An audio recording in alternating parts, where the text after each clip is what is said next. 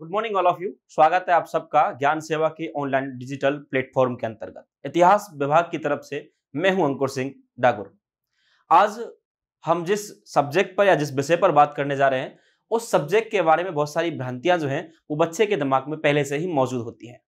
उनको ऐसा लगता है कि पता नहीं यार, ये फलानी सब्जेक्ट है, इसमें ये दिक्कत है, इस सब्जेक्ट में ये दिक्कत है। तो जब हम इंट्रोडक्शन स्टार्ट करें इतिहास का, उससे पहले मैं आपको एक बात जो है वो आप तक पहुंचाना चाहूंगा कि चीजों में अगर आपका लगाव है, किसी सब्जेक्ट के अंतर्गत अगर आपका लगाव है और चीजों को अगर आप इंटरेस्टेड तरीके से अगर आप पढ़ते हैं तो दुनिया की कोई भी सब्जेक्ट हो, उस हर सब्जेक्ट को पढ़ने का अपना एक अलग ही मजा है। तो इन बातों को ध्यान में रखते हुए मैं हमारी सब्जेक्ट को और आगे तक हम लोग बात करेंगे सब्जेक्ट पर। तो बेसिकली जब हम इतिहास की बात करते हैं, सीधे हम मुद्दे की बात करेंगे। मोटी मोटी बात जो है आज हम इतिहास के परिचय की हम बेसिकली स्टार्ट करेंगे। बेसिकली क्या है, जब तक एक इतिहास के विद्यार्थी होने के नाते एक उस इतिहास के विद्यार्थी के दिमाग के अंतर्गत एक माइंड मैप तैयार नहीं होगा, तब तक क्या काम नहीं बनेगा। माइंड मैप से क्या होता है, आपको चीजें इजी वे में समझ में आती है, करना क्या है, कैसे करना है, कितना समझना और क्या आप समझ सकते हैं। तो जब भी आप कोई भी सब्जेक्ट पढ़ो, चाहे वो हिस्ट्री हो, चाहे पॉलिटिकल हो, चाहे वो फिलोसफी हो, ठीक है ना, चाहे वो और अदर सब्जेक्ट्स हो, हर सब्जेक्ट का अपना एक जो खाका जो है एक वो अपने माइंड के अंतर्गत होना चाहिए, यानी कि माइंड में एक मैप के रूप में वो होना चाहिए। अच्छा, ये घटना ऐसे स्टार्ट हुई, ये फला घटना ऐसे हुई, इसके बाद ये आया, इसके बाद ये आया, इसके बाद यह। उससे क्या होता है कि चीजें इजी वे में हमारे समझ में आती है, ठीक है ना। तो मैं आपकी सभी जिज्ञासाओं को शांत करते हुए इतिहास विषय के अंतर्गत और आपको संतुष्ट करने की जो कोशिश है वो मैं आपको करूंगा, और कोशिश करूंगा कि आपके इतिहास रूपी जो भूख है, जो क्षुधा है, उसको मैं शांत कर सकूं। क्लियर? तो जब भी हम इतिहास सब्जेक्ट की बात करते हैं, हिस्ट्री सब्जेक्ट की बात करते हैं, हमारे दिमाग के अंतर्गत कहीं ना कहीं एक प्रश्न जरूर आता है कि यार सर, क्या मतलब पड़ रहा है? आज से 15 साल पहले क्या हुआ, आज से 1000 साल पहले क्या हुआ, आज से 2000 साल पहले क्या हुआ, बाबर, हुमायूं, अकबर, जहांगीर, शाहजहां, क्या मतलब पड़ रहा है सर इन सबसे बात करने की? क्या होता है सर इतिहास? क्यों पढ़ना चाहिए इतिहास? इन सब बातों पे हम लोग आज बात करेंगे, ठीक है ना। तो जब भी हम हिस्ट्री की बात करते हैं कि इतिहास बेसिकली है क्या, जब भी आप कोई भी सब्जेक्ट पढ़ो तो उसके बारे में हमें पता होना चाहिए। जैसे पॉलिटिकल पढ़ रहे हैं हम, तो पॉलिटिकल के बारे में पता होना चाहिए भाई पॉलिटिकल सब्जेक्ट है क्या, ठीक है ना। तो हमारे यहां पर जो मेनली हमको जो टॉपिक्स पढ़ने हैं, जो सब्जेक्ट हमको पढ़नी है, ठीक है ना, उसके अंतर्गत जब हम हिस्ट्री सब्जेक्ट पढ़ते हैं तो हिस्ट्री सब्जेक्ट को हम लोग बेसिकली 3 पार्ट्स के अंतर्गत बांटते हैं। सबको पता है, बहुत इजी वाली बात है ये। और वो जो 3 पार्ट्स हैं हमारे, वो हैं एंशिएंट हिस्ट्री, मिडिवल हिस्ट्री और मॉडर्न हिस्ट्री। यानी कि एक पोर्शन है हमारा प्राचीन भारत के इतिहास का, एक पोर्शन है हमारा मध्यकालीन भारत के इतिहास का, और एक पोर्शन है हमारा आधुनिक भारत के इतिहास का, ठीक है ना। क्लियर? यानी कि इतिहास जब हम पढ़ते हैं हिस्ट्री सब्जेक्ट को तो 3 हिस्सों के अंतर्गत उसको हम बांट देते हैं, एंशिएंट, मिडिवल और मॉडर्न। एंशिएंट हिस्ट्री जो है, आगे जाकर के हम जब काल विभाजन पढ़ेंगे उसके अंतर्गत हम लोग बात करेंगे, ठीक है ना। ये जो एंशिएंट हिस्ट्री है, इसकी अगर हम शुरुआत की बात करें तो जब से मानव जीवन स्टार्ट हुआ है, मानव जीवन के स्टार्टिंग से लेकर के और 7वीं 8वीं शताब्दी तक के बीच का जो टाइम जोन है उसको हम बांटते हैं प्राचीन इतिहास के अंतर्गत।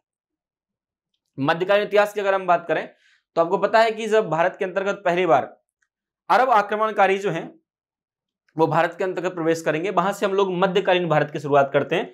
और बेसिकली मोहम्मद बिन कासिम का जो आक्रमण होता है 712 ईस्वी में, यहां से हम इसकी बात करते हैं। और ये जो टाइम जोन है ये लगभग चलेगा हमारा अंग्रेजों के आगमन के बाद तक, यानी कि जब प्लासी का युद्ध हो जाएगा 1757 में, वहां तक भी कुछ लोग इसकी शुरुआत मानते हैं। जबकि कुछ एक लोगों का ये मानना है कि भाई जब सल्तनत काल को हम लोग 2 हिस्सों के अंतर्गत पढ़ेंगे, एक हिस्सा है हमारा सल्तनत काल के अंतर्गत, एक जो हिस्सा है हमारा वो सल्तनत काल का हो गया, और एक जो हिस्सा है हमारा जिसके अंतर्गत दिल्ली सल्तनत के शासकों का हम लोग नाम पढ़ेंगे, ठीक है ना।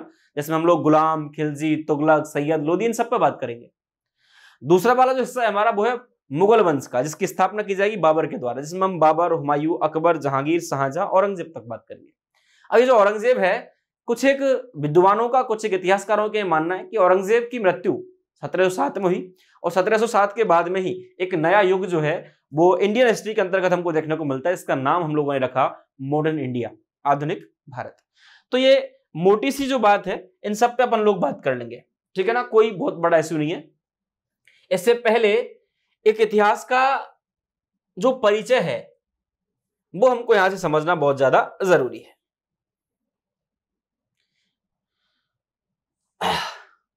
पहली बात तो हमें यह समझ में आना चाहिए सर इतिहास है क्या, क्यों हम पढ़ रहे हैं इतिहास को, हमें क्या जरूरत पड़ रही है इतिहास की।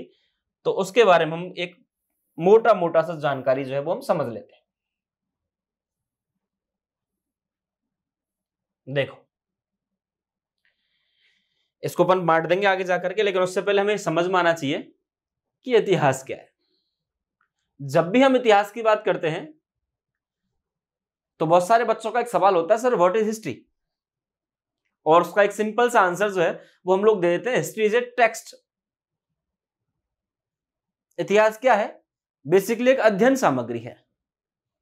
अब किस चीज की अध्ययन सामग्री है, तो अतीत में जितनी सारी घटनाएं हुई हैं, अतीत क्या है हमारा जो गुजर चुका है, अतीत में जितनी भी सारी घटनाएं हुई हैं उन सारी घटनाओं को हम किसके अंतर्गत पढ़ते हैं, इतिहास के अंतर्गत पढ़ते हैं। क्लियर सी बात है, किसके अंतर्गत पढ़ते हैं भाई, इतिहास के अंतर्गत पढ़ते हैं, अतीत में जो भी घटनाएं घटित हुई हैं उनको। अब अतीत में क्या क्या घटनाएं घटित हुई हैं, क्या अतीत में घटित सारी घटनाओं को हम लोग इतिहास का नाम दे देंगे, ये बात हमें समझ में आनी चाहिए। अतीत में तो बहुत सारी घटनाएं घटित हुई हैं, तो क्या उन सारी घटनाओं को इतिहास के अंतर्गत शामिल हम कर सकते हैं, तो इसका सीधा सा उत्तर होगा नहीं। अतीत में हम सिर्फ उन घटनाओं का अध्ययन करेंगे जिनका पहली बात तो वो एक निश्चित कालक्रम हो उनका, और सेकंड चीज क्या है, कोई ना कोई सोर्स जो है, कोई ना कोई स्रोत जो है वो इस बात को सिद्ध करता हो कि वो घटनाएं पहले हुई हैं। यानी कि मेनली यहां पर हम डिपेंड किस पर हैं, बहुत सारे स्रोतों पर हम लोग डिपेंड हैं। तो इतिहास के अंतर्गत हम अतीत की उन घटनाओं को शामिल करेंगे जिनका कोई ना कोई सोर्स है, जिनका कोई ना कोई स्रोत है, ठीक है ना। ऐसी घटनाओं को हम किसके अंतर्गत रखेंगे, केवल इतिहास के अंतर्गत रखेंगे। इतिहास की अगर हम बात करें तो इतिहास जो है ग्रीक भाषा का एक शब्द है हिस्टोरिया।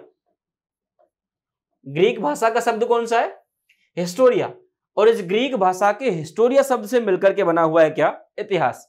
और इतिहास की जब हम बात करते हैं कि ग्रीक भाषा के शब्द से मिलकर के बना हुआ है, तो एक बात जो हमको यहां समझनी है वो ये है कि अब ये जो हिस्टोरिया है इसका मतलब क्या होता है, तो द इंफॉर्मेशन और the knowledge gathered by the investigation, यानी कि इन्वेस्टिगेशन के आधार पर जो इंफॉर्मेशन और जो ज्ञान, जो नॉलेज इकट्ठा किया गया है, वही बेसिकली क्या है, इतिहास है।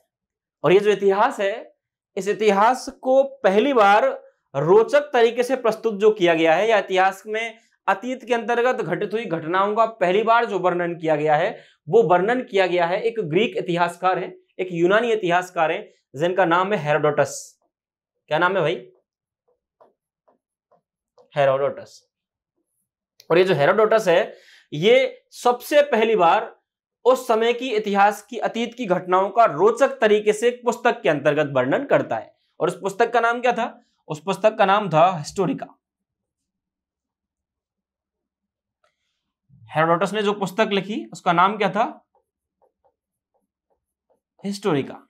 और यही एक कारण है कि पहली बार अतीत के बारे में, इतिहास के बारे में जो कुछ भी लिखा हेरोडोटस ने, इसी वजह से हेरोडोटस को कहा जाता है द फादर ऑफ इंडियन और द फादर ऑफ हिस्ट्री, यानी कि इतिहास का पिता। क्या कहते हैं हेरोडोटस को, इतिहास का पिता कहते हैं। बात समझ में आई। मैंने आपसे क्या कहा, बेसिकली जो इतिहास शब्द है ये बना किससे, तो एक ग्रीक या लैटिन भाषा का शब्द है हिस्टोरिया। और इस हिस्टोरिया शब्द जो है, इसका जो अर्थ होता है वो होता है द इंफॉर्मेशन और the knowledge gathered by the investigation, यानी कि इन्वेस्टिगेशन के आधार पर नॉलेज यानी कि ज्ञान और सूचना, इन दोनों को बताने वाला, ठीक है ना। और इसी के आधार पर हमने आगे जाकर के आपसे बात की कि एक ग्रीक इतिहासकार है, यूनानी इतिहासकार, इसका नाम है हेरोडोटस। ये अपनी एक किताब लिखता है हिस्टोरिका, और पहली बार अतीत के अंतर्गत घटित हुई घटनाओं का वर्णन करता है कौन, हेरोडोटस। और इसीलिए हेरोडोटस को कहा जाता है द हिस्ट्री ऑफ फादर, इतिहास का पिता। ये बात आपको यहां पर समझनी होगी। क्लियर। अब देखो, हमने 3 बुक्स की बात कर ली कि भाई इतिहास को हम लोग 3 बुक के अंतर्गत पढ़ेंगे, 3 पार्ट्स के अंतर्गत पढ़ेंगे, जिनमें पहला हमारा जो पार्ट है वो है प्राचीन भारत का इतिहास, दूसरा है हमारा मध्यकालीन भारत का इतिहास, और तीसरा जो है हमारा वो है आधुनिक भारत का इतिहास। लेकिन मैंने कहा जरूरत है दिमाग के अंतर्गत एक माइंड मैप तैयार करने की। जब तक वो माइंड मैप आपके दिमाग के अंतर्गत नहीं होने का, काम नहीं चलेगा। क्लियर? तो आज हम जिस पार्ट्स को लेने जा रहे हैं वो है हमारा प्राचीन भारत का इतिहास। जिसकी आज हम बात करेंगे ना, वो है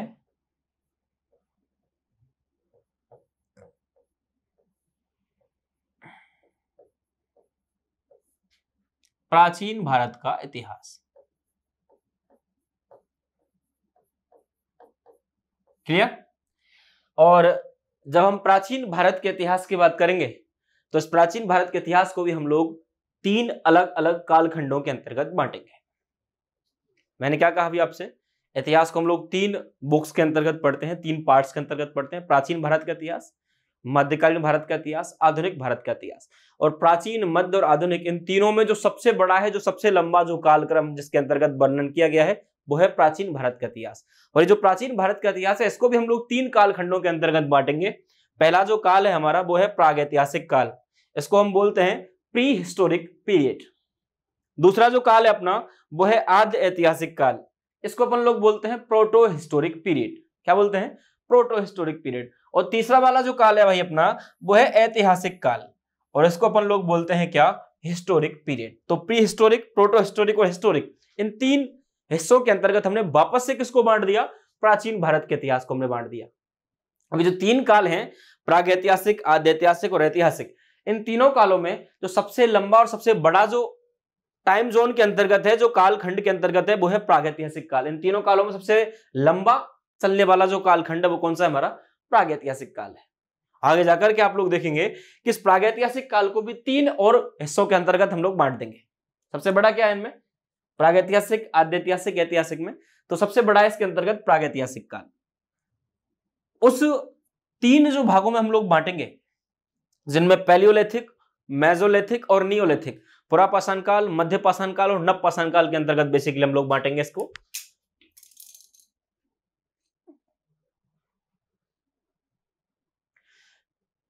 कितने भागों में बांटेंगे? 3 भागों में।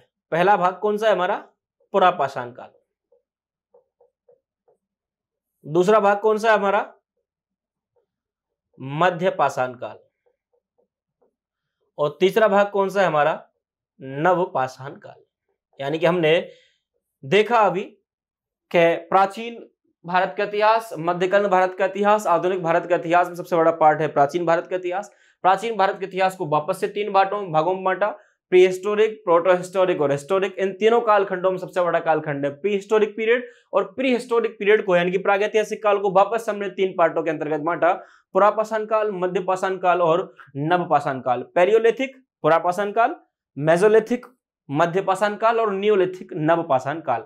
और इन तीनों कालखंडों से भी सबसे प्राचीनतम और सबसे लंबा जो काल है वो है पुरापाषाण काल, पैलियोलिथिक काल। इसको अपन वापस से 3 हिस्सों के अंतर्गत और बांटेंगे इस पुरापाषाण काल को भी। ठीक है ना? इसके अंतर्गत उच्च पुरापाषाण काल, मध्य पुरापाषाण काल और निम्न पुरापाषाण काल, इन 3 हिस्सों के अंतर्गत इसको अपन लोग बांट देंगे। क्लियर हुआ? Upper prehistoric period, lower prehistoric period और आपका मध्य पाषाण काल। ठीक है ना? तो इन 3 हिस्सों के अंतर्गत हमने इसको बांट दिया। तो इतनी रामायण जो है वो हमारे दिमाग के अंतर्गत जब बैठ जाएगी, क्योंकि मैंने आपसे पहली बार कहा है कि पहली शर्त होती है इतिहास को जानने के लिए कि आपको उसका खाका जो है वो आपके दिमाग के अंतर्गत बैठना चाहिए। क्लियर? तो यहां तक हम लोग पहुंचेंगे, उससे पहले हमें यह समझना होगा कि सब ये जो प्रागैतिहासिक काल है, आद्य ऐतिहासिक काल है और ऐतिहासिक काल है, यानी कि जो pre historic period, proto historic period, historic period है, ये बेसिकली क्या है ये समझना पड़ेगा ना। तो ये समझने के लिए हमको सिर्फ एक एक दो बातें जो है इनके बारे में वो जाननी है। जैसे ये जो प्रागैतिहासिक काल है, इस काल के अंतर्गत जब मानव जीवन जो था वो केवल किस अवस्था के अंतर्गत था? जंगली और घुमक्कड़ अवस्था के अंतर्गत था। इस अवस्था में जिसे हम लोग प्रागैतिहासिक काल नाम देते हैं, मानव कैसा था? जंगली था और घुमक्कड़ था। आई बात समझ में? यानी कि इस समय पर मानव का एकमात्र कार्य था, और वो कार्य क्या था? हंटर, हंटिंग करना। केवल और केवल शिकार का काम था किसका? मानव का। ये जो 3 कालखंडों के अंतर्गत हमने इतिहास को बांटा है, याद रखना, मैंने आपसे कहा था इतिहास के अंतर्गत अतीत में घटित हुई सिर्फ उन्हीं घटनाओं को शामिल किया जाएगा जिनका कोई ना कोई सोर्स, जिनका कोई ना कोई स्रोत जो है उससे हमें उसकी पुष्टि होती है। और इन स्रोतों को भी आगे जाकर के मैं आपको बताऊंगा। हम 3 हिस्सों के अंतर्गत बांटेंगे इन स्रोतों को भी, जिनसे हमें जानकारी मिलती है प्राचीन भारतीय इतिहास की। जिनमें पहला जो स्रोत होगा हमारा वो होगा पुरातात्विक स्रोत। बात करेंगे इसके हम विस्तार से, क्योंकि यहां से हमारे बहुत सारे प्रश्न जो है वो बनते हैं। पहले हम किस पर बात करेंगे? पुरातात्विक स्रोत पर हम लोग बात करेंगे, आर्कियोलॉजिकल सोर्सेस। दूसरा जो है हमारा वो है साहित्यिक स्रोत। साहित्यिक स्रोत, जितना सारा लिटरेचर अपना लिखा हुआ है वो सब किसके अंतर्गत आएगा? साहित्यिक स्रोत के अंतर्गत आएगा। और थर्ड नंबर पर जब जिसकी हम बात करेंगे वो हम बात करेंगे विदेशी यात्रियों के विवरण। विदेशी यात्रियों के विवरण, जितने सारे फॉरेनर जो ट्रेवलर्स हैं, यात्री हैं, उन सब लोगों ने क्या क्या डिस्क्रिप्शन दिया, क्या क्या उन लोगों ने बताया कि प्राचीन भारतीय इतिहास के अंतर्गत क्या क्या उन्होंने वहां लिखा, उस सब की जानकारी हमको कहां से मिलती है? विदेशी यात्रियों के विवरण से मिलती है। यहां तक की बात समझ में आई? आगे चलें। ओके, तो ये जो प्रागैतिहासिक काल है और आद्य ऐतिहासिक काल है, ऐतिहासिक काल, इन तीनों खंडों के अंतर्गत एक एक बात जो आपको याद रखनी, वो क्या याद रखनी है?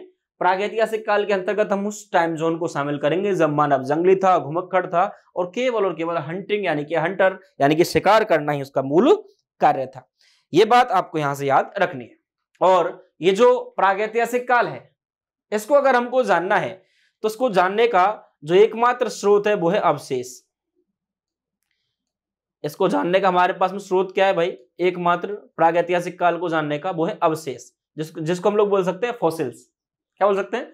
फॉसिल, जिनको हम लोग बोल सकते हैं जीवाश्म अवशेष, ठीक है ना।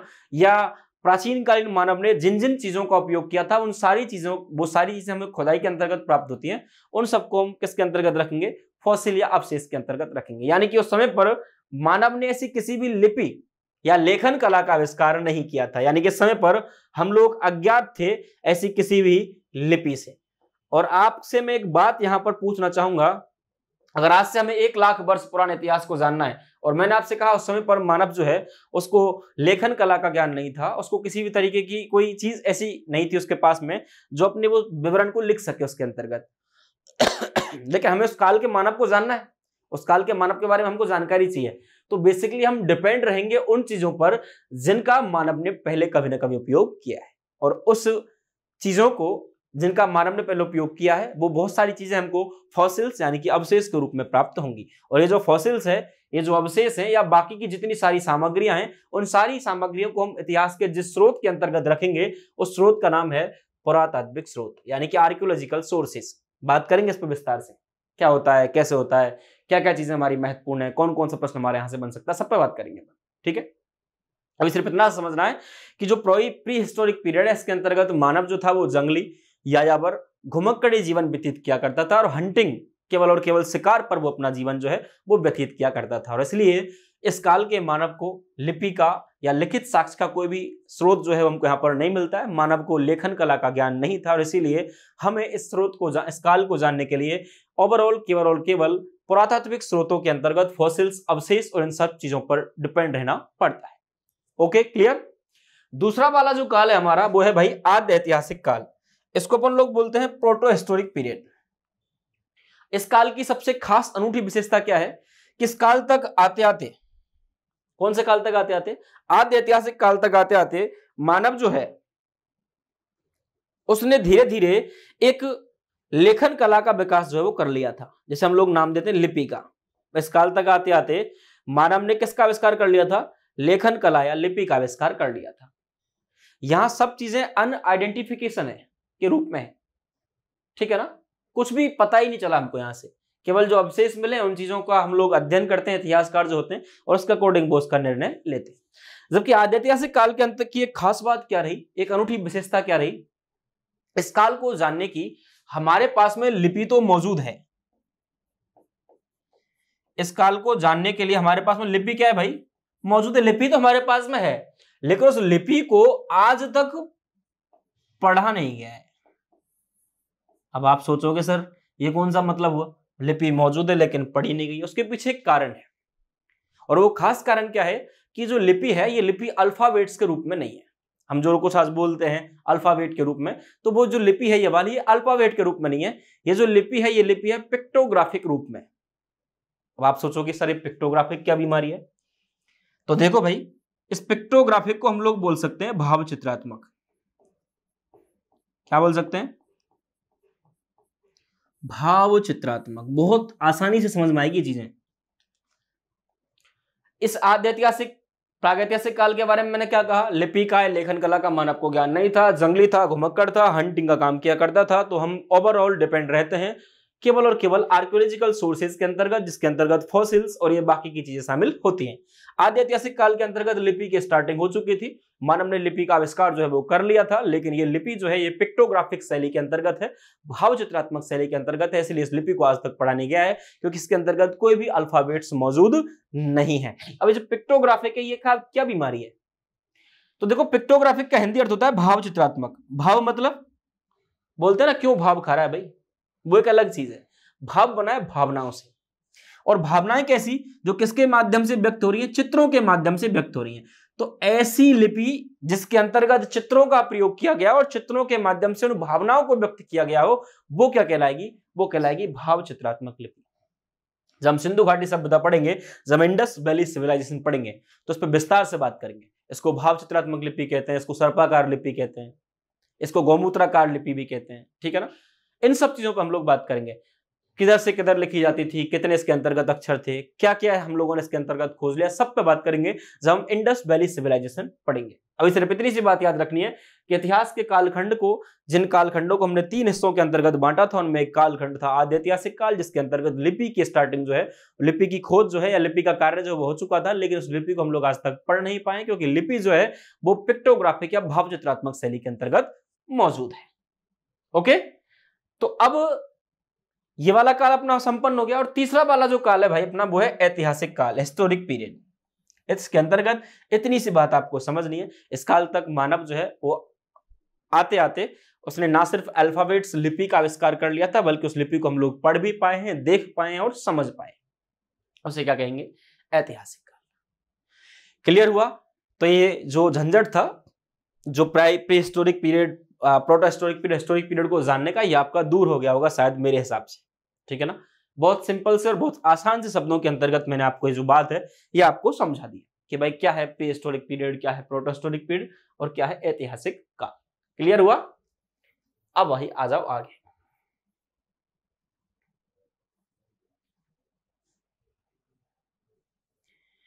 जब भी हम इतिहास की बात करते हैं, अच्छा भाव चित्रात्मक के बारे में मैं आपको एक बात बताना है भूल गया, बहुत मजेदार तरीके से आप इसको समझ सकते हैं।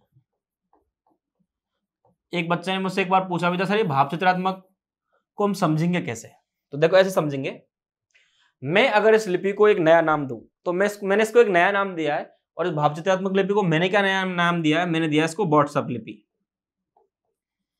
अब आप सोचोगे सर क्यों मजे ले रहे हो, लेकिन आपके समझ में आएगा तभी जब मैं आपको इसको समझाऊंगा। आपका कोई मित्र है, आपका कोई फ्रेंड है, फ्रेंड, उस फ्रेंड को आपने आपके व्हाट्सएप के अंतर्गत कुछ इमोजीज होते हैं, हंसने वाला इमोजी, रोने वाला इमोजी, गुस्सा करने वाला इमोजी, प्यार करने वाला इमोजी। आपने अपने फ्रेंड को एक गुस्सा करने वाला इमोजी भेज दिया, किसी को भी, चाहे वो मेल हो चाहे फीमेल हो, और उस को जब आपने वो इमोजी सेंड किया, तो आपने वो जो गुस्से वाला इमोजी सेंड किया है, आपने उसके अंतर्गत ये नहीं लिखा, एक रेड वाला आता है ऐसे, ठीक है ना, आपने उसको ये नहीं लिखा कि भाई मैं तेरे से गुस्सा हूं, आपने सिर्फ और सिर्फ ये जो इमोजी था वो सेंड कर दिया। अगले बंदे के पास वो जो इमोजी था वो पहुंचा, उसने उस उमेश जी को देखा और उसको लग गया अगले आदमी का मूड खराब है, इस टाइम पर बात करना ठीक नहीं। एक दूसरे दिन बाद उसने एक और इमेज भेजा जिसके अंतर्गत वो जो लव वाला होता है वो उसने यहां पर भेज दिया। आपको लग गया कि भाई बंदे का मूड ठीक है, हम बात कर सकते हैं, और आपने आराम से क्या कर ली, बात कर ली। लेकिन क्या यहां पर इस व्हाट्सएप इमोजीज के माध्यम से आपने कोई मैसेज जो था वो टाइप किया अल्फाबेट के रूप में कि मैं तुमसे नाराज हूं, मैं तुमसे बात करना चाहता हूं, ऐसा कुछ लिखा क्या? कुछ नहीं लिखा। आपने सिर्फ चित्रों के माध्यम से अपनी भावनाएं प्रकट की कि भाई मैं तेरे से नाराज हूं। ठीक वैसे ही सिंधु घाटी सभ्यता के अंतर्गत जो लिपि थी वो किस आधार पर थी? वो इसी पैटर्न पर थी। बहुत सारे चित्रों के माध्यम से भावनाओं को व्यक्त किया गया था। तो बहुत आसान से शब्दों के अंतर्गत आप इसको समझ सकते हैं, और इसीलिए इस लिपि को हम लोग कहते हैं पिक्टोग्राफिक लिपि या भाव चित्रात्मक लिपि। क्लियर हुआ भाई? ओके, आगे चले। अब ये जो प्री हिस्टोरिक पीरियड है, एक बात और समझनी यहां से, ये जो प्री हिस्टोरिक पीरियड है इसको भी अपन लोग आगे जाकर के दो हिस्सों के अंतर्गत बांटेंगे। पहला जो हिस्सा है हमारा वो है स्टोन एज। स्टोन एज यानी कि इसको हम बोल सकते हैं पाषाण काल। और दूसरा वाला जो हिस्सा है हमारा उसको अपन बांटेंगे प्रागैतिहासिक काल के ही दूसरे हिस्से को ताम्र युग, कॉपर एज। ये बात छूट गई थी बीच में कि भाई प्रागैतिहासिक काल को वापस से हम लोग दो हिस्सों के अंतर्गत बांटेंगे, पाषाण काल और ताम्र काल। और ये जो पाषाण काल है ये इंडियन हिस्ट्री का या बाकी के ओवरऑल हिस्ट्री का सबसे बड़ा हिस्सा माना जाता है पाषाण काल। तो ये सबसे बड़ा हिस्सा है। प्राचीन भारत, आधुनिक भारत और मध्यकालीन भारत में सबसे लंबा जो विवरण है या सबसे लंबा जो घटनाक्रम है वो किसके अंतर्गत है? प्राचीन भारत के अंतर्गत। इस प्राचीन भारत को तीन हिस्सों में बांटते हैं, prehistoric, protohistoric, historic. इन तीनों में सबसे लंबा जो विवरण है वो है प्रागैतिहासिक काल के अंतर्गत। इस प्रागैतिहासिक काल को वापस से दो हिस्सों के अंतर्गत बांटा जाएगा, पाषाण काल और ताम्रयुग। और इस पाषाण और ताम्रयुग में सबसे बड़ा जो हिस्सा है वो किसका है? पाषाण काल का। और इसी पाषाण काल को आगे जाकर के मैंने आपसे कहा हम लोग तीन हिस्सों के अंतर्गत और बांटेंगे, जिनकी मैंने आपसे बात करी अभी। पुरापाषाण काल, मध्य पाषाण काल और नवपाषाण काल, यानी कि पैलियोलिथिक, मेसोलिथिक और नियोलिथिक। इसको भी अपन थोड़ा समझ लेते हैं, यहां बात कर लेते हैं मोटी चीज के बारे में कि पाषाण काल को हमने जो तीन हिस्सों के अंतर्गत बांटा था इस पर हम थोड़ी सी बात करेंगे। देखो क्या बात करेंगे इसके अंतर्गत। मैंने आपसे कहा इस पाषाण काल को हम लोग तीन भागों में बांट लेंगे, पुरापाषाण काल,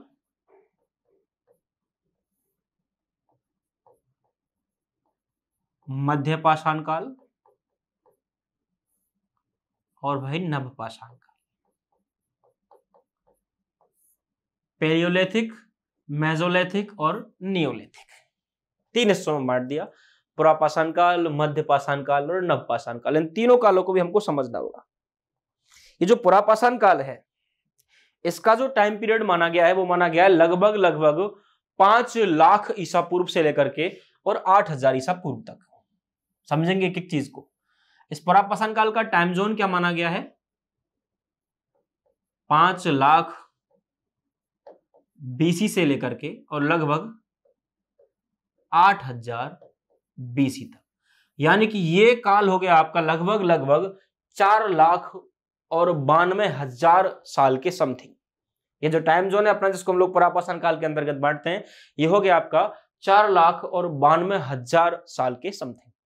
दूसरा जो काल है हमारा वो है अपना मध्य पाषाण काल। कौन सा काल है भाई? मध्य पाषाण काल। और इस मध्य पाषाण काल को हम लोग बांटते हैं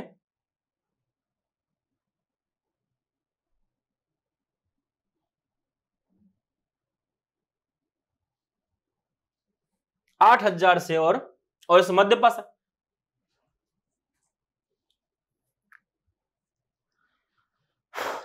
और इस मध्य पाषाण काल को हम लोग जो बांटेंगे वो हम बांटेंगे 8,000 ईसा पूर्व से लेकर के, यानी कि 8,000 बीसी से लेकर के और 4,000 बीसी तक।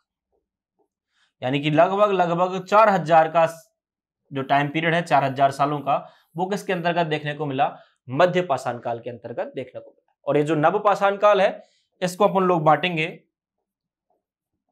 4,000 से लेकर, यानी कि 4,000 बीसी से लेकर के और 2500 बीसी तक।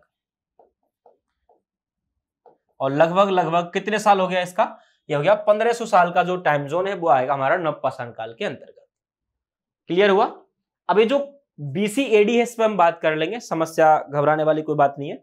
क्या होता है बीसी, क्या होता है AD, before Christ, anno Domini, सब पर बात करेंगे। क्लियर।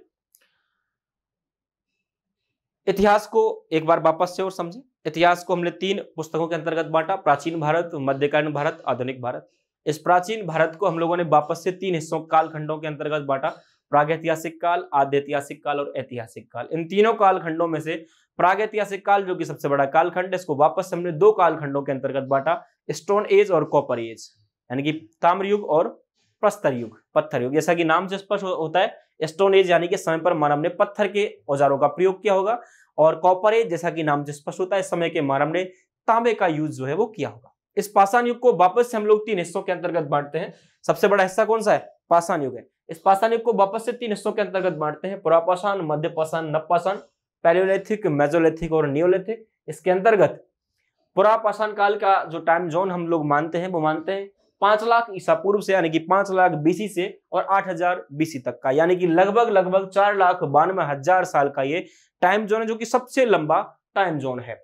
मध्यपाषाण काल को हम लोग बांटते हैं 8000 ईसा पूर्व से लेकर के 4000 ईसा पूर्व तक, यानी कि 8000 बीसी से 4000 बीसी, लगभग 4000 साल का समय है। और नवपाषाण काल को हम लोग बांटते हैं 4000 बीसी से 2500 बीसी, यानी कि लगभग लगभग 1500 साल का ये समय है।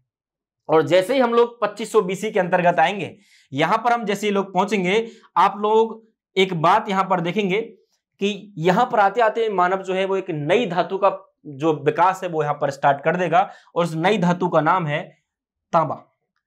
यानी कि 2500 ईसा पूर्व तक आते आते जब हम लोग नवपाषाण काल के अंतिम चरण के अंतर्गत थे, तो नवपाषाण काल के अंतिम चरण में मानव जो है वो एक महत्वपूर्ण धातु की खोज करेगा जिसका नाम है तांबा या कॉपर। और इसीलिए इस 2500 ईसा पूर्व के बाद का जो युग है, यानी कि लगभग लगभग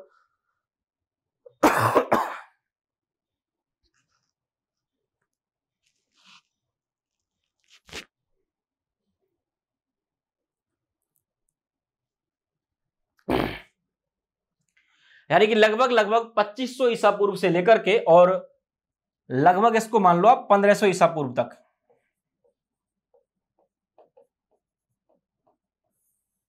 यहां से हम एक नया युग देखेंगे, इसका हम लोग नाम रखेंगे कॉपर युग या कॉपर, ठीक है ना, ताम्र युग। क्लियर हुआ। तो ये सारी बातें आपके दिमाग के अंतर्गत बैठूंगी, भाई कहां कहां से घटनाएं कैसे कैसे चल रही है।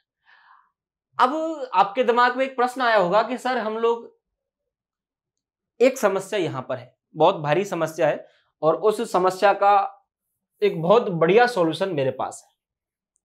सॉल्यूशन क्या है? तो सॉल्यूशन ये है भाई कि सर ये सब बातें तो हमने समझ ली कि कौन कौन से टाइम जोन के अंतर्गत बांटा है, कैसे बांटा है, क्या करते हैं, लेकिन समस्या ये है सर कि हमको बीसी और एडी को जानने में बहुत बड़ी तकलीफ होती है। समझ में नहीं आता कहां से बीसी को पढ़े, कहां से एडी को पढ़े। ये एक बहुत बड़ा विवाद का विषय है। तो इसको एक बहुत आसान से शब्दों में आपको समझाता हूं। आज क्या चल रहा है? आज चल रहा है 2021। आज क्या चल रहा है भाई? 2021, 2021वां वर्ष आज चल रहा है। और ये जो 2021वां वर्ष है, याद रखना, ये कौन से कैलेंडर के अकॉर्डिंग है? ये है ग्रेगोरियन कैलेंडर के अकॉर्डिंग। ये कौन से कैलेंडर के अकॉर्डिंग है? ग्रेगोरियन कैलेंडर के अकॉर्डिंग है। और ये जो ग्रेगोरियन कैलेंडर है, इसको बनाने वाले लोग कौन थे? इसको बनाने वाले लोग थे कौन? ईसाई। और आपको पता है ईसाई धर्म के जो लोग हैं वो किसे अपना मैसेंजर मानते हैं, किसे अपना दूत मानते हैं? तो ये अपना मैसेंजर जिसको मानते हैं वो है ईसा मसीह है। कौन है भाई? ईसा मसीह। अब देखो, इतना लंबा टाइम जोन है, इस इतने लंबे टाइम जोन के अंतर्गत हम कभी भी ये निश्चित नहीं कर पाए कि हम इन घटनाओं को अगर एक निश्चित घटनाओं के तौर पर जमाना प्रारंभ करें तो हम कौन सी घटना को कौन से टाइम जोन के अंतर्गत रखेंगे, ये डिसाइड करना अपने आप में एक बहुत बड़ा टेढ़ी खीर जैसा मामला था। तो ग्रेगोरियन कैलेंडर वाले लोगों ने इसका एक आसान सा लॉजिक दिया। आज जो 2021 है ये ग्रेगोरियन कैलेंडर के अकॉर्डिंग है। हमें समझना क्या है कि यार सर आज ये जो 2021 है इससे पहले जब हम आगे चलते हैं आगे की तरफ, यानी कि हम लोग 2021 से पीछे चल रहे हैं, बैक पे चल रहे हैं। 2020 भी कभी था, 2010 भी कभी था, 2000 भी कभी था, 1000 भी कभी ना कभी रहा होगा, 500 कभी ना कभी रहा होगा, 200 कभी ना कभी रहा होगा, 100 कभी ना कभी रहा होगा, और 0 भी कभी ना कभी रहा होगा। और ये जो 0 जो कभी ना कभी रहा है, इस 0 को इन लोगों ने माना the birth of Lord Christ. ईसा मसीह के जन्मदिन को इन्होंने जो डेट मानी वो मानी 0। अगर हम लोग इस कैलेंडर को बनाते तो हम भगवान राम, भगवान श्री कृष्ण या किसी और अन्य भगवान के नाम पर इस डेट का नाम हम यहाँ 0 रख देते कि भाई यहां से हमारे देवता का जन्म हुआ और यहां से हम इस कैलेंडर की स्टार्टिंग करते हैं। लेकिन यहां पर एक बात आपको याद रखनी है, क्या ईसा मसीह का जिस दिन जन्म हुआ, ये जिसको कहते हैं 0 यहां पर, क्या इससे पहले मानव सभ्यताएं नहीं थी? क्या इससे पहले लोग नहीं थे? क्या इससे पहले और बाकी के जो मानव समुदाय है पूरा का पूरा वो नहीं था? तो इसका उत्तर होगा हां था। आई बात समझ में? तो यहां से एक बात आपको जो समझनी वो समझनी है कि ग्रेगोरियन कैलेंडर के अकॉर्डिंग ये जो 0 है, इस 0 को इन लोगों ने माना द बर्थ ऑफ ईसा मसीहा, ईसा मसीह का जन्मदिन। यानी कि 0 से लेकर के 2, 4, 5, 10, 100, 1000, 500, 1000, 1500, 2000, 2020 और आज हम आ गए 2021 में। यानी कि आज समझना, यानी कि आज जो 2021 ईस्वी चल रहा है इसको अपन लोग क्या नाम देते हैं? 2021 एडी, 2021 ईस्वी। यानी कि आज ईसा मसीह के जन्म को लगभग कितना साल हो चुका है? 2021 साल हो चुके हैं ईसा मसीह के जन्म को। यह बात हमको याद यहां से रखनी है। लेकिन मैंने कहा ईसा मसीह से पहले भी, ईसा मसीह से पहले भी लोग थे, ईसा मसीह से पहले भी पॉपुलेशन थी, ईसा मसीह से पहले भी बहुत सारी सभ्यताओं का विकास हुआ कि नहीं हुआ? लेकिन हमें यह पता नहीं कि भाई उन घटनाओं को हम किसके अकॉर्डिंग चालू करें। तो इन लोगों ने इसका एक हल निकाला, और हल क्या निकाला कि भाई एक काम करेंगे, जैसे आप 0 से इधर की तरफ आगे बढ़ते हैं एडी में, 1, 2, 3, 4, 5, 6, 100, 200, 1000, 1500, 2000, 2021 तक आप जैसे पहुंचे हो, ठीक वैसे ही 0 से और आपको चलना होगा पीछे की तरफ। यानी कि हम बेसिकली हम पढ़ते क्या है? 0, 1, 2, 3 ऐसे पढ़ते हैं। तो इन्होंने ये कहा ऐसे ही सिस्टम हम कहां कर सकते हैं? इधर कर सकते हैं। इधर भी हम ऐसे ही बढ़ेंगे, 1, 2, 3, 4 ऐसे बढ़ेंगे अपन, ठीक है ना? तो 0 से हम जब आगे की तरफ इधर बढ़ते हैं, कभी ना कभी 1 आया होगा, कभी ना कभी 100 भी आया होगा, कभी ना कभी यहां पर 1000 भी आया होगा, कभी ना कभी यहां पर 2000 भी आया होगा। अब यहां 1000, 2000 या 100 जो है ये कोई डेट नहीं है, समझना है, ये कोई डेट नहीं है। इसका मोटा सा मतलब क्या हुआ? ईसा मसीह के जन्म के 100 साल पहले, ईसा मसीह के जन्म के 1000 साल पहले, ईसा मसीह के जन्म के 2000 साल पहले, ऐसे इन घटनाओं को याद रखते हैं। यानी कि ईसा मसीह के जन्म से कितने साल पहले की घटना है? 100 साल पहले की घटना है, तो 100 ईसा पूर्व हम लोग लिख देंगे। ईसा मसीह के जन्म के 1000 साल पुरानी घटना है, 1000 ईसा पूर्व हम लोग लिख देंगे। ईसा मसीह के जन्म के 2000 साल पुरानी घटना है, इसको अपन लोग 2000 ईसा पूर्व लिख देंगे। और ये क्रम लगातार चलता रहेगा, जितना लंबा आप इसको ले जाना चाहें, 1000, 2000, 10,000, 1 लाख, 10 लाख, 50 लाख, 1 करोड़, जितना भी आप लिखना चाहें इसके अंतर्गत आप लिख सकते हैं। तो ये बात आपके समझ में आई होगी, हाँ या ना? आई? और इसको और मैं आपको और विस्तार से समझा देता हूं। जैसे देखो, अगर हम बात करें, आप सबको पता है कि विश्व की 4 प्राचीनतम सभ्यताएं हैं, जिनमें हमारी सिंधु घाटी सभ्यता जो है उसका भी नाम आता है, और चीन की सभ्यता, मेसोपोटामिया की सभ्यता और मिस्र की सभ्यता, ये विश्व की 4 प्राचीनतम सभ्यताओं में से एक सभ्यताएं मानी जाती है। हम हमारी बात करें, हम हमारी सिंधु घाटी सभ्यता की बात करें, तो सिंधु घाटी सभ्यता का जो टाइम पीरियड माना गया है कार्बन 14 पद्धति के अकॉर्डिंग, वो माना गया है 2300 ईसा पूर्व से 1750 ईसा पूर्व। कार्बन 14 के अकॉर्डिंग क्या माना गया भाई कि 2300 ईसा पूर्व से लेकर के 1750 ईसा पूर्व तक का जो टाइम पीरियड है वो माना गया है इंडस वैली सिविलाइजेशन का, यानी कि सिंधु घाटी सभ्यता का ये टाइम माना गया है। अब समझना क्या है यहां से, यहां समझना यह है हमें कि आज से हमें प्रश्न जो जानना है वो ये जानना है, आज जो 2021 चल रहा है, इस 2021 से कितने साल पहले सिंधु घाटी सभ्यता का प्रारंभ हुआ। अगर इस बात का हमें आंसर जानना है तो सबसे पहले हमें यह जानना होगा कि ईसा मसीह के जन्म के कितने साल पहले सिंधु घाटी सभ्यता विद्यमान थी। तो एक सिंपल सा सवाल का आंसर जो हमारे दिमाग के अंतर्गत आ गया कि भाई आज से लगभग 2300 साल पहले, यानी कि आज से 2300 साल पहले, ईसा के जन्म के 2300 साल पहले किसका विकास हुआ? सिंधु घाटी सभ्यता का विकास हुआ। लेकिन ये जो डेट निकली है ये निकली है ईसा मसीह के जन्म से, कि भाई ईसा मसीह के जन्म से कितने साल पहले सिंधु घाटी सभ्यता का विकास हुआ था? 2300 साल पहले। लेकिन आज की हम बात करें, 2021 की हम बात करें कि तो आज से कितना टाइम हुआ है भाई?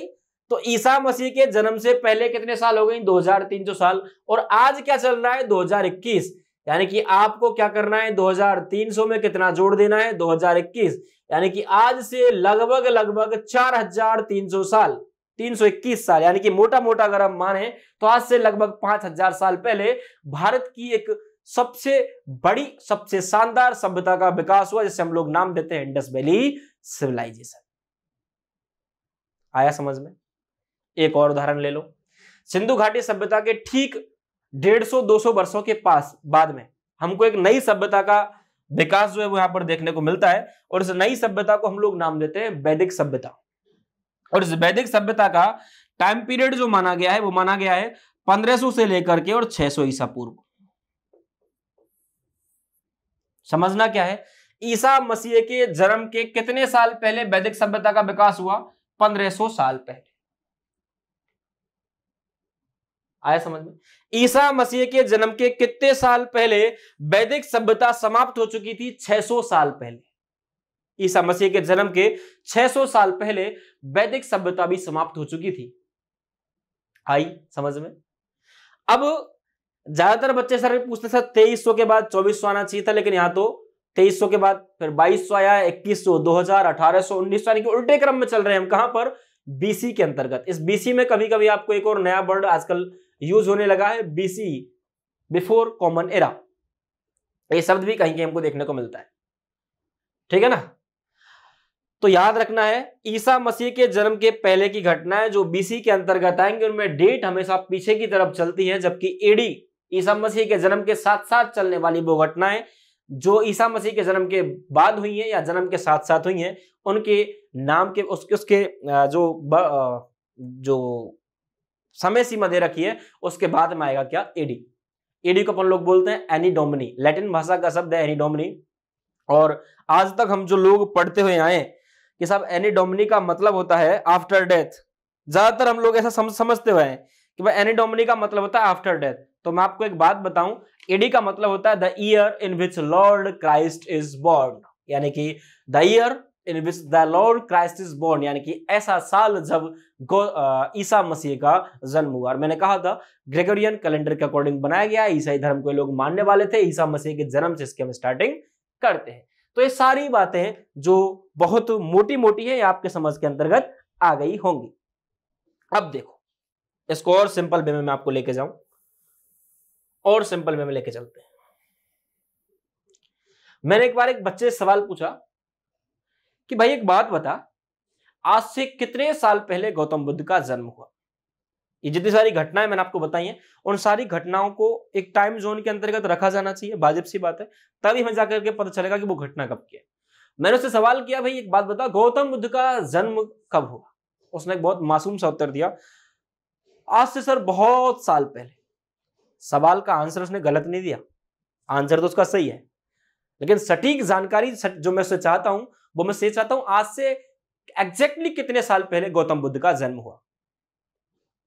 तो ये एग्जैक्टली जानने के लिए हमें पता चलना होगा कि आज से लगभग यानी कि 563 ईसा पूर्व में किसका जन्म हुआ? गौतम बुद्ध का। गौतम बुद्ध का जन्म कब हो गया भाई? 563 ईसा पूर्व के अंतर्गत। और अगर डेथ की हम बात करें तो गौतम बुद्ध की जो डेथ है वो डेथ होगी इनकी 483 ईसा पूर्व के समथिंग। कब होगी भाई?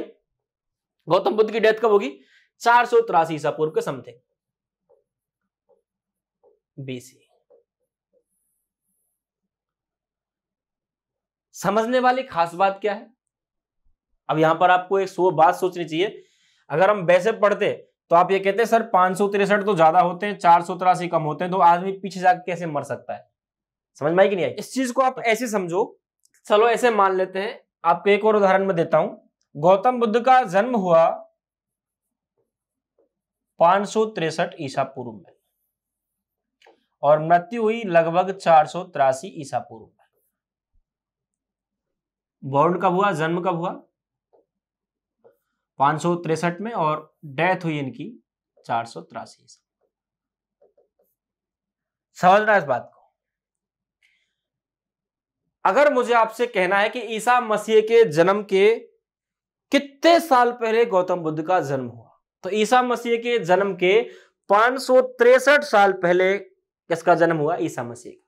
और मैं आपसे सवाल पूछूं कि ईसा मसीह के जन्म के कितने साल पहले गौतम बुद्ध की मृत्यु हुई, तो ईसा मसीह के जन्म के 483 साल पहले गौतम बुद्ध की मृत्यु हुई। ये बात बहुत इजी वे में आपके समझ में आगे होगी। इसके अलावा जब हम बात करते हैं एडी की, तो एडी के बारे में आपको बताऊं, जैसे मैं आपसे बात करूं कि एक महान मुगल सम्राट है जिसका नाम है जलालुद्दीन मोहम्मद अकबर। क्या नाम है भाई?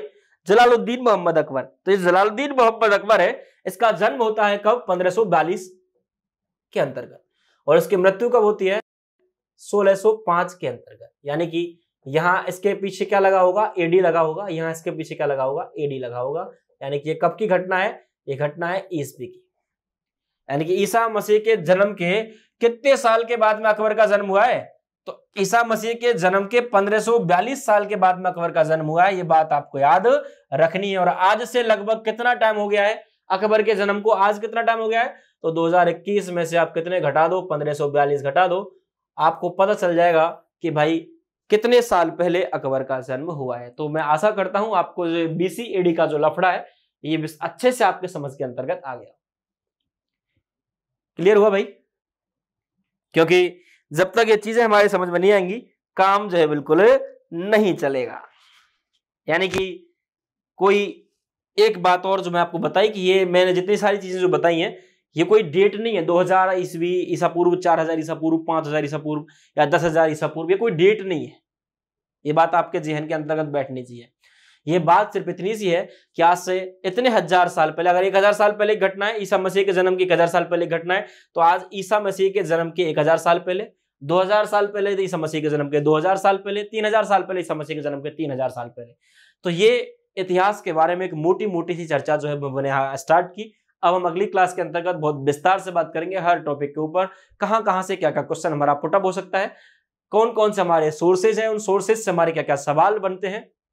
जैसे कि पुरातात्विक स्रोतों के अंतर्गत हम पढ़ेंगे सिक्के, अभिलेख, स्मारक, मृदभांड, इन सब चीजों पे बात करेंगे। लिटरेचर जो सोर्सेज है इसको हम लोग दो पार्टों के अंतर्गत बांटेंगे, रिलीजियस सोर्सेज जिसको हम लोग नाम देते हैं धार्मिक स्रोत, और एक है धर्मेतर स्रोत, यानी कि जिसमें धर्म संबंधी बातों की चर्चा की गई है वो कहलाएगा धार्मिक स्रोत, और धर्म के अलावा जिन चीजों की जानकारी है वो कहलाएगा धर्मेतर स्रोत। इस धार्मिक स्रोत को वापस से 3 पार्टों के अंतर्गत पढ़ेंगे, जैन धर्म, बौद्ध धर्म और हिंदू धर्म, ठीक है ना। जिसमें जैनिज्म के अंतर्गत हम बात करेंगे आगम साहित्य की, जिनमें हम बात करेंगे 12 अंग, 12 उपांग, 10 प्रकीर्ण, 6 छेद सूत्र, 4 मूल सूत्र, 1 रंधित सूत्र और 1 अनुयोग द्वार की। बौद्ध साहित्य के अंतर्गत हम लोग बात करेंगे त्रिपिटक की, जिसमें सुत्त पिटक, विनय पिटक, अभिधम पिटक की हम लोग बात करेंगे, और ब्राह्मण साहित्य के अंतर्गत अपार भंडार की हम लोग बात करेंगे, जिसमें 4 वेद, ब्राह्मण ग्रंथ, आरण्यक, उपनिषद, वेद, वेदांग, इन सब पे हम चर्चा करेंगे। रामायण, महाभारत है, इन सब पे बात करेंगे। और धर्मेतर साहित्य के अंतर्गत जितनी सारी महत्वपूर्ण पुस्तकें हैं, जितनी सारी महत्वपूर्ण पुस्तकें लिखी जाएंगी उन सब पे हम लोग बात करेंगे। जैसे चाहे वो कालिदास के नाटक हो सारे के सारे, अभिज्ञान शाकुंतलम हो, चाहे वो रघुवंश चरितम हो, ठीक है ना, चाहे वो ऋतु संगार हो, चाहे वो मेघदूत हो, या फिर और अन्य किताबों के अंतर्गत चाहे वो कौटिल्य का अर्थशास्त्र हो, विष्णु शर्मा की चाहे वो पंचतंत्र हो, बादशाहन की, कामसूत्र हो, ये सारी पुस्तकें जो धर्म के अलावा लिखी गई हैं ये धर्मेतर साहित्य के अंतर्गत आएंगी। और अपना जो लास्ट में बच गया तीसरा, विदेशी यात्रियों के विवरण, ठीक है ना। फॉरेनर ट्रैवलर जो हैं, जो भी कुछ लिखेंगे भारत के बारे में, तत्कालीन भारत के बारे में, वो सब हम पढ़ेंगे इसके अंतर्गत, जिसमें हम लोग पढ़ेंगे वेइनसांग के बारे में, फाइयान के बारे में, इत्सिंग के बारे में, मैगस्थनीज के बारे में। इसके अलावा जितने सारे और अन्य विद्वानों ने इंडिया के बारे में तत्कालीन समय का जो कुछ लिखा है वो सब हम पढ़ेंगे विदेशी यात्रियों के विवरण के अंतर्गत। तो आज की इस क्लास को जो हम लोगों ने मोटी मोटी यहाँ पर बात की, ये सारी बातें आपके दिमाग के अंतर्गत बैठ जानी चाहिए। और मैंने आपसे कहा है कि जब तक आपका सब्जेक्ट में इंटरेस्ट नहीं आएगा, मजा नहीं आएगा, तब तक रोचक तरीके से आप चीजों को पढ़ेंगे नहीं, तब तक काम के अंतर्गत भी मजा नहीं आएगा। तो जो मोटा मोटा खाका था जो मैंने आपके सामने पेश किया, आगे भी इसी तरीके से हम लोग क्लास को और इंटरेस्टेड बनाते हुए और अन्य चीजों पर बात हम लोग करते रहेंगे। तो आशा करता हूं आप सब लोग किस जहन के अंतर्गत ये बात कहीं ना कहीं बैठी होगी। तो अगली क्लास के अंतर्गत फिर से मुलाकात होगी, तब तक के लिए जय श्री कृष्णा, नमस्कार।